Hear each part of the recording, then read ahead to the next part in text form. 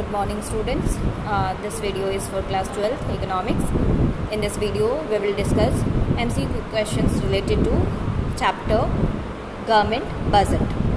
First question is, which objectives government attempts to obtain by budget? Options are to promote economic development, balanced regional development, redistribution of income and wealth, and D, all of the above. The answer will be all of the above.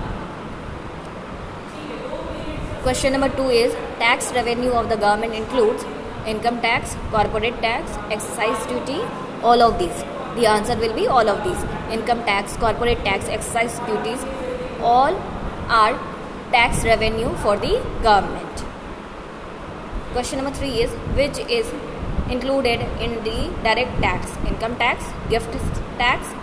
Option number C is both A and B, and D, excise duty.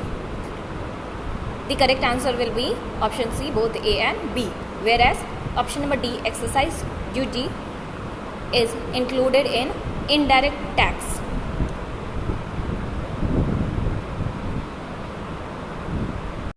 Next question is, which of the following is an indirect tax?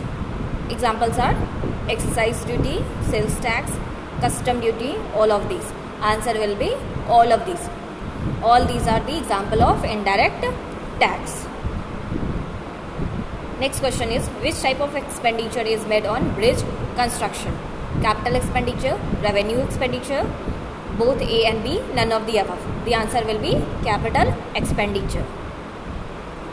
Next question is, the expenditure which do not create assets for the government is called revenue expenditure, capital expenditure, both A and B, none of these. The answer will be revenue expenditure.